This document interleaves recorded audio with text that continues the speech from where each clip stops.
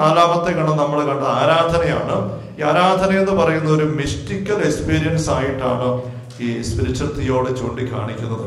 Mystical, ascetical എന്ന് പറയുന്ന രണ്ട് തലമുണ്ട് ആത്മീയ വളർച്ചയിൽ, ആത്മീയ ജീവിതത്തിൽ.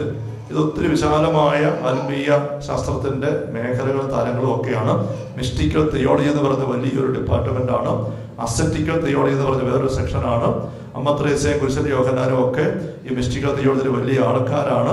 ആഭ്യന്തര ഹർമ്മ്യം, കർമ്മല മലയേറ്റം, ആത്മാവിന്റെ ഇരുണ്ട രാത്രി, സ്നേഹഗീത എന്നൊക്കെ പറഞ്ഞുകൊണ്ട് കുരിശൻ യോഹന്നാൻ, അമ്മ ത്രേസ്യയൊക്കെ വിശദമായിട്ട് എഴുതുന്നുണ്ട്. ഇതിന്റെ ചുരുക്കി പറഞ്ഞ കാര്യം ഇതാണ്: നമ്മുടെ ഒക്കെ ജീവിതത്തിൽ ഇത് രണ്ടിനും സ്ഥാനമുണ്ട്. Ascetical തലമുണ്ട്, mystical തലമുണ്ട്.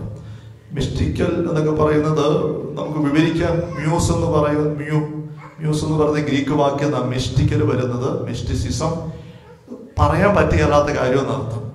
വാച്യമായ, വാക്കുകൊണ്ട് പറയത്തില്ലാത്ത അനുഭവങ്ങളുടെ തലമാണത്. അത് തമ്പുരാൻ നമ്മളെ നടത്തുന്ന തലമാണ്. അസറ്റിസം എന്ന് പറയുന്നത് നമ്മുടെ ഭാഗത്തു നിന്നുള്ള പരിശ്രമത്തിൽ നമ്മൾ ആത്മീയമായിട്ട് മുന്നേറാൻ നോക്കുന്നതാണ് ascetical practices, ascetical face. Mystical face എന്ന് പറയുന്നത് ദൈവം നമ്മളെ ഇടപെട്ട് കൂട്ടിക്കൊണ്ടു പോകുന്നതാണ്.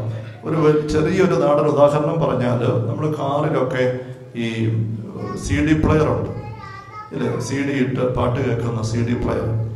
അതിന് പാട്ട് കേൾക്കണം. നമ്മൾ എന്നാ ചെയ്യുന്നത്? നമ്മളൊരു CD എടുത്ത് അതിന് കവർ തുറന്ന് CD കയ്യിലെടുത്ത് പിടിക്കേണ്ട പോലെ പിടിച്ചിട്ട് ഈ CD പ്ലെയറിന്റെ ഡോർ ഇങ്ങോട്ട് തുറന്ന്, ലിഡ് തുറന്നിട്ട് അതിൻ്റെ ആ സ്ലോട്ട് ഉണ്ടാവും, വിടവ്, അതിലേക്ക് കൃത്യം പാകത്തിന് ഇത് ഇങ്ങനെ വെച്ച് അല്പം തള്ളി കൊടുക്കണം. പിന്നെ എന്നാ സംഭവിക്കും? ആ പ്ലെയർ തന്നെ അകത്തുനിന്ന് ഈ CD അകത്തേക്ക് എടുത്തിട്ട് പിന്നെ നമുക്ക് അല്പം സ്വരം കേൾക്കത്തുള്ളൂ. അതങ്ങ് വെക്കേണ്ടത് വെച്ചു, അതിന്റെ നീഡിലെ മറ്റു കാര്യമൊക്കെ அதை കൊണ്ടുവന്ന് വെച്ചു, അത് റീഡ് ചെയ്യുന്ന കറങ്ങുന്ന സ്വരം നമുക്ക് കേൾക്കാം. അല്പം കഴിയുമ്പോൾ നമുക്ക് പാട്ടിങ്ങോട്ട് തരും. അപ്പൊ ഈ പാട്ട് കേൾക്കുന്നതിനകത്ത് രണ്ട് തലമുണ്ട്. നമ്മുടെ ഭാഗത്തുനിന്ന് ചെയ്യുന്ന പ്രവൃത്തികളുടെ ഒരു തലമുണ്ട്, പിന്നെ ഈ പ്ലെയർ തന്നെ ചെയ്യുന്ന പ്രവൃത്തികളുടെ ഒരു തലമുണ്ട്. ഇത് രണ്ടും കൂടെ ഒന്നാമത്തത് ഉണ്ടെങ്കിൽ രണ്ടാമത്തത് ഉള്ളൂ. പക്ഷെ ഒന്നാമത്തെ കൊണ്ട് മുഴുവൻ ആവുകയല്ല. ഒന്നാമത്തതിന്റെ ഒരു സ്റ്റേജ് വരുമ്പോൾ രണ്ടാമത്തത് ഓണാകും എന്ന് പറഞ്ഞതുപോലെ നമ്മുടെയൊക്കെ ആത്മീയ ജീവിതത്തിൽ ഈ ആത്മീയശാസ്ത്രം പഠിപ്പിക്കുന്നത് അങ്ങനെയാണ്. അസറ്റിക്കലായിട്ട് നമ്മൾ നമ്മോട് തന്നെ ബലം പ്രയോഗിച്ച്, അസറ്റിക്കൽ എന്ന് പറയുന്ന ആ ഒരു അതിന്റെ വാക്കിന്റെ തന്നെ മൂലാർത്ഥം സ്വയ ഡിസിപ്ലിൻ, സ്വയ പരിശീലനം, കായിക അഭ്യാസികളുടെ പരിശീലനം പോലെയാണ്. നമ്മളെ തന്നെ മുട്ട നിർത്തുന്നു, കൈവിരിച്ചു പിടിക്കുന്നു, പ്രാർത്ഥനകൾ ചൊല്ലുന്നു, നോയമ്പെടുക്കുന്നു, പ്രാർത്ഥന സ്തുതിക്കുന്നു, ധ്യാനങ്ങൾ വന്നുകൂടി വചനം വായിക്കുന്നു. ഇങ്ങനെ നമ്മളെ തന്നെ ചിട്ടപ്പെടുത്തി തമ്പുരാനിലേക്ക് കൊണ്ടുവരുന്ന പ്രക്രിയ, ആ ഒരു ഘട്ടമാണ് അസറ്റിക്കൽ പ്രാക്ടീസസ്.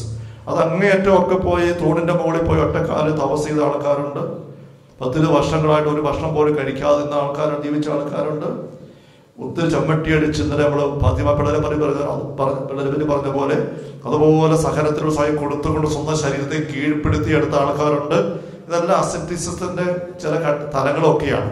പക്ഷെ അസറ്റിക്കൽ പ്രാക്ടീസ് എടുത്തപ്പോൾ എന്തോ നമ്മുടെ മനസ്സിനെയും ഹൃദയത്തെയും ശരീരത്തെയും ഒക്കെ തമ്പുരാനിലേക്ക് നമ്മൾ തിരിച്ച് തുറന്ന് ഉള്ളും ഫ്രീ ആക്കി കൊടുക്കുമ്പം ഒരു സ്റ്റേജ് വരുമ്പം ദൈവത്തിന്റെ ആത്മാവ് തന്നെ നമ്മളെ കൊണ്ടുപോകാൻ തുടങ്ങും. ഈ CD അകത്തുനിന്ന് വലിച്ചെടുക്കുന്ന പോലെ. അതാണ് മിസ്റ്റിക്കൽ സ്റ്റേജ്.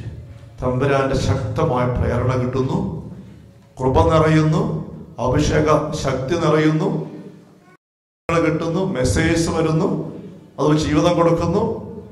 നമ്മൾ ചിന്തിക്കുന്ന പോലെയല്ല, തമ്പുരാൻ നമ്മളെ കൊണ്ടുപോവുകയാണ്. ഇത് രണ്ട് തലങ്ങൾ ഇങ്ങനെ അസറ്റിക്കൽ തലത്തിലൂടെ വന്ന് ഇങ്ങനെ ഏതാണ്ട് തീരുന്ന പോലെ വരുമ്പം ഇടയ്ക്ക് വെച്ച് മിസ്റ്റിക്കൽ തലം ഇങ്ങനെ ആരംഭിക്കും. അത് പിന്നെ ബലപ്പെട്ട് വരും.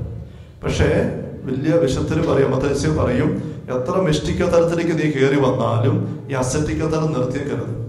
അത് വേണം. ചൊല്ലിയുള്ള പ്രാർത്ഥനയും ത്യാഗങ്ങളും ഇതെല്ലാം വേണം. വിമാനം റൺവേയിലൂടെ ഓടി സ്പീഡ് ആവശ്യത്തിനായി കഴിയുമ്പോൾ പൊങ്ങും. എയർപോർട്ട് പൊങ്ങിക്കഴിയുമ്പോൾ പിന്നെ വീല് വേണ്ട. അതുവരെ വീലിലാണ് ഓടിയത്. പൊങ്ങിക്കഴിഞ്ഞവന് വീല് വേണ്ട. അതുകൊണ്ട് ഇനി എന്നാ ചെയ്യുന്നത്? ചെന്ന് കഴിയുമ്പോൾ വീല് പറിച്ച് നാളെ കളഞ്ഞേക്കാം. ആകാശത്തിന് വീല് ആവശ്യമില്ലല്ലോ. അങ്ങനെ പോയാൽ പറ്റിയല്ല. വീലന്തരം മടക്കി അകത്ത് ഭദ്രമായിട്ട് വെക്കും.